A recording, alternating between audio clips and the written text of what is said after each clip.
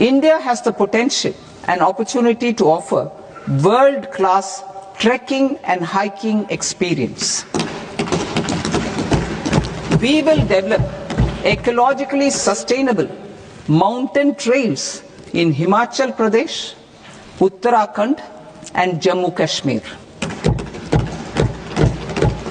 Also in Araku Valley in the Eastern Ghats and Podigai Malai in the Western Ghats. Turtle trails along key nesting sites in the coastal areas of Odisha, Karnataka and Kerala.